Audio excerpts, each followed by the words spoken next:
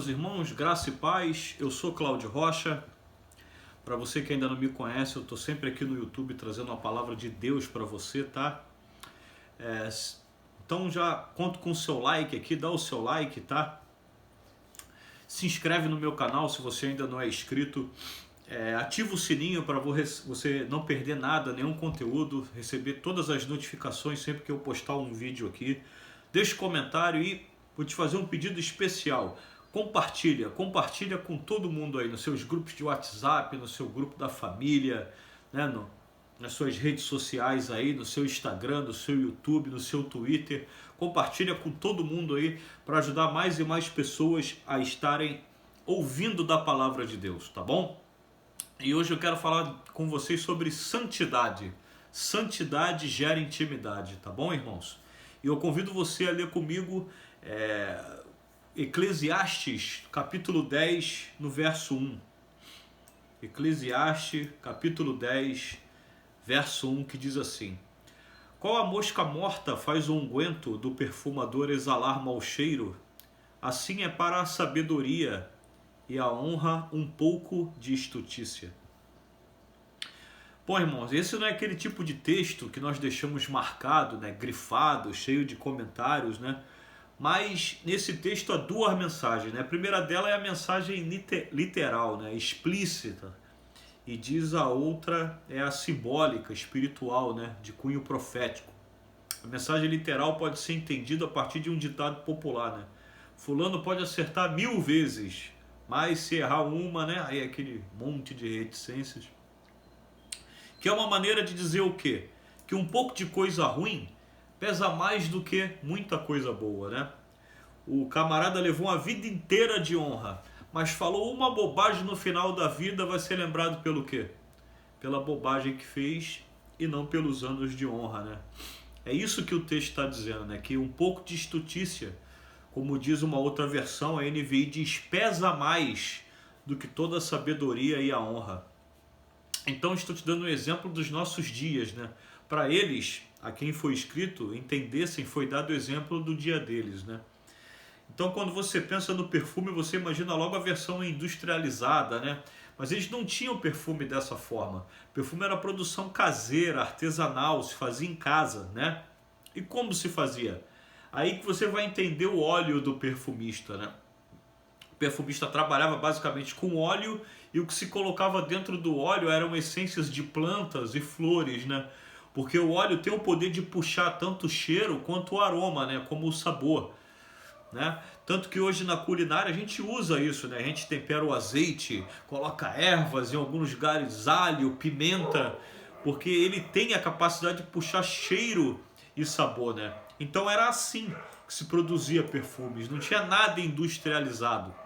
Mas o perfume era um processo longo, né? Porque ele precisava de tempo para ser curtido, né? Bem trabalhado, acertar a dosagem. Então o que acontece? Nesse processo de fabricação caseira, se um dia caísse uma mosca ou algum tipo de inseto, né? Temos aqui o percevejo, né? Que quando morre cheira mal, né? Então um pouco de inseto que caísse nesse perfume tinha o poder de comprometer, estragar muito o perfume. Então para que eles entendessem que um pouco de estutícia compromete toda a sabedoria e a honra, foi dado esse exemplo, né? Mas é o exemplo deles e não o ditado popular, né? Que determina a mensagem simbólica, né? E profética, né? Olha, uma figura da unção do Espírito Santo, né? O perfume fala do bom testemunho, né? E eu cito 2 aos Coríntios, capítulo 2, onde Paulo diz que Deus, por meio do nosso intermédio, manifesta o bom perfume de Cristo, né? As moscas são figuras de impureza. As moscas estão associadas a lixo, corpos em decomposição, e elas são uma figura de impurezas, né? Então, o que aprendemos aqui é que um pouco de impureza compromete muita unção na vida de alguém, né? O que falta para nossa geração não é unção. O que falta para nossa unção é eficácia, né? Porque a unção vem sendo sabotada por contatos com pequenas impurezas, né? E aqui eu quero chamar a sua atenção. Eu não estou tentando apresentar a mensagem legalista, pesada e opressora de santidade como foi feita no passado, né? mas em nome de corrigir um erro do passado, em apresentar a mensagem de forma correta, nós não podemos ir para outro e suprimir a santidade da Bíblia, né? Santidade é parte do propósito eterno de Deus, né? Efésios 1:4 diz que Deus nos escolheu nele antes da fundação do mundo para sermos santos e irrepreensíveis perante ele, né? Então não é um assunto periférico, secundário na Bíblia. É parte da espinha dorsal da revelação bíblica do propósito de Deus, né? Então, nós só precisamos entendê-lo e trabalhar na perspectiva correta, mas não o abandonar, né? Então, nós precisamos entender o valor da santidade e o como a não compreensão disso vai nos roubar em relação ao plano e o propósito de Deus, né? Então, para que você entenda corretamente o trilho da mensagem, além do exemplo, você precisa responder uma pergunta que eu vou te fazer. A pergunta é: por que as moscas caíram no unguento? Né? O texto só está dizendo que caíram, não diz como, por quê, quando e de que maneira. Né? É uma questão de lógica, irmãos. As moscas só caíram no perfume porque ele estava descoberto, desprotegido. Se tivesse tampado, coberto ou protegido, ela jamais teria caído dentro. Né? E a mensagem que eu quero apresentar para vocês, da parte do Senhor, é um chamado ao povo de Deus para proteger unção e santidade, para não expô-la a pequenas impurezas, né? Então, vamos tentar montar aqui a ideia, né? Em primeiro lugar, o que eu quero destacar é que um pouco de impureza ou um pouco de coisa ruim compromete muita coisa boa, né? Então, um pouco de impureza compromete muita unção. Cantares 2:15 fala das raposinhas que destroem as vinhas, né? A palavra ali traduzida como raposinha é o filhote da raposa. Por isso é que é apresentado no diminutivo. É uma raposa menor, né? Agora, o que traz dano não é o tamanho da raposa, é a natureza dela, né? E nós precisamos entender que quando falamos de pecado e impureza é a mesma coisa, tá? Não importa se é pecadinho ou pecadão. Não é o tamanho, é a natureza daquilo que pode nos afetar na nossa relação com Deus, tá? Em um livro do Sérgio Scataglini, um pregador argentino, ele faz a seguinte colocação: você beberia uma garrafa você beberia água de uma garrafa de água mineral onde no rótulo tivesse ali uma especificação 98% de água mineral e 2% de água de esgoto, né? É lógico que cada um de nós reage a isso da forma como se espera. A gente diria: não beberia isso, né? E ele diz: pois é. E por que você acha, em outras palavras, que 98% de santidade para Deus está bom? Né?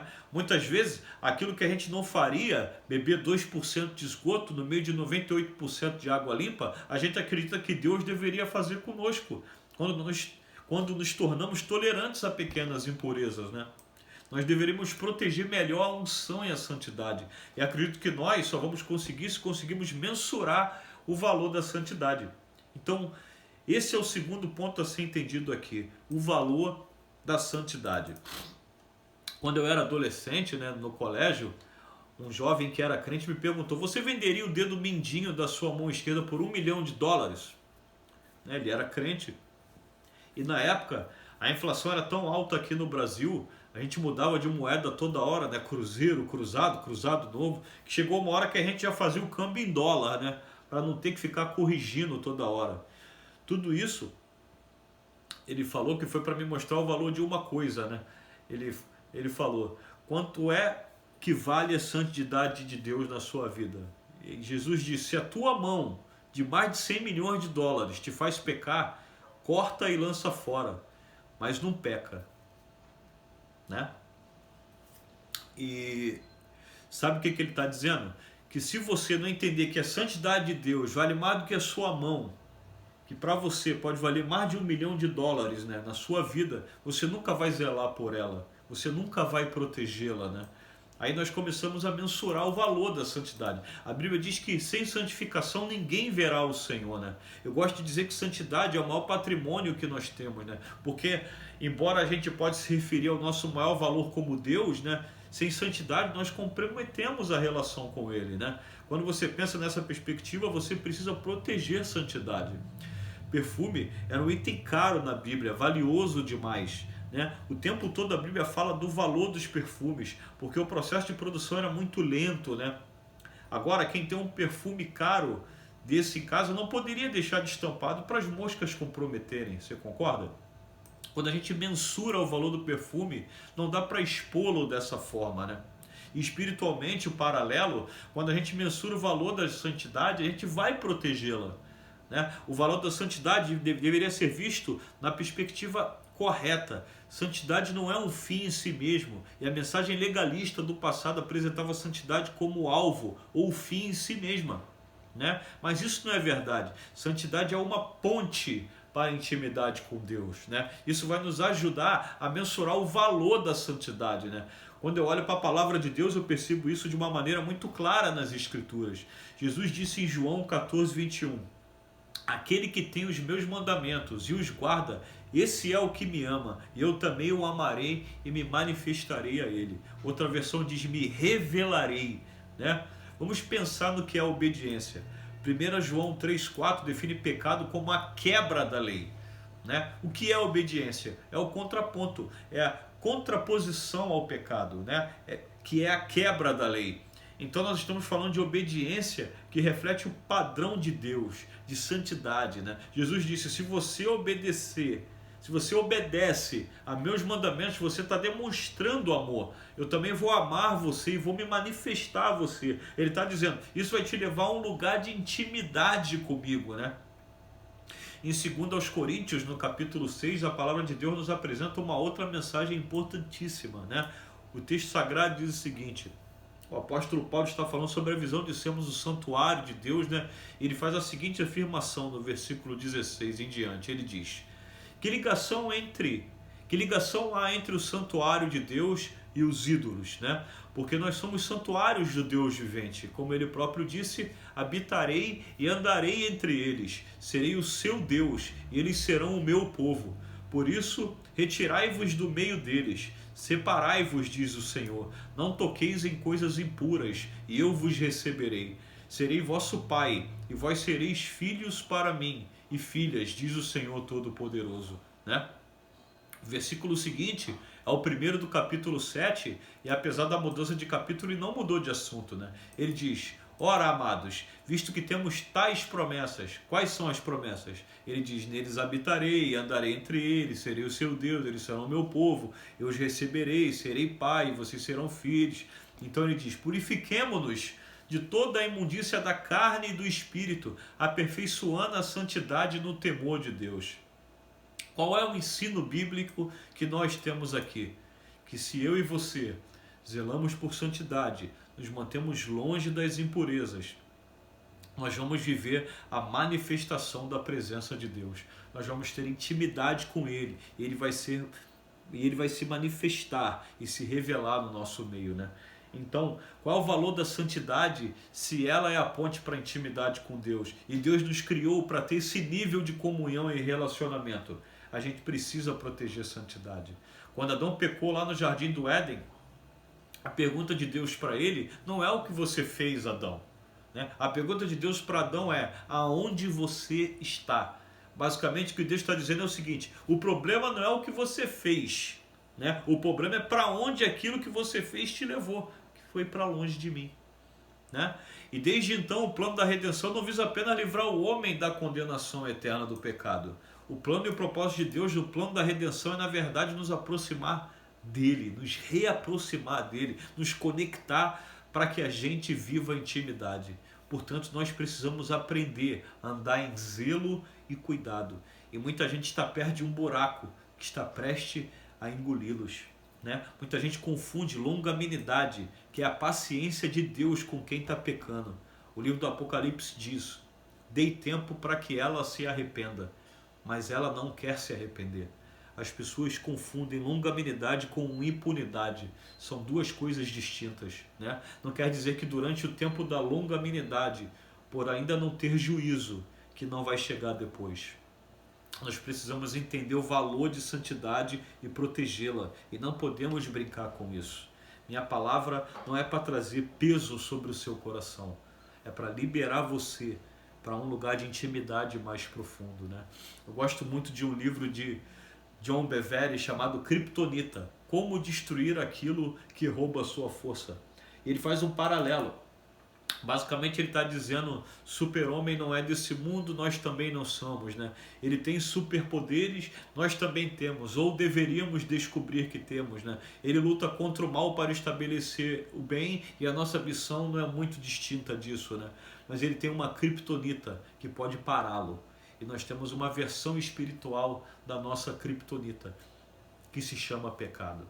Mantenha-se longe dele, para que isso não roube a eficácia da unção que Deus te confiou, para que você possa cumprir o seu propósito e o seu chamado, tá? Que Deus te abençoe e o seu coração possa ter o selo de santidade, a busca pela intimidade com Deus e a valorização dessa santidade mais do que o perfume, dizendo ele tem que ser protegido. Se você nesse momento tem vivido santidade, intensifique a sua consagração. Se você tem se exposto a pequenas impurezas, se arrependa, né? O propósito dessa palavra é um chamado de Deus para que você entre no lugar correto, tá? Que Deus te abençoe e te dê graça em nome de Jesus. E até o próximo vídeo.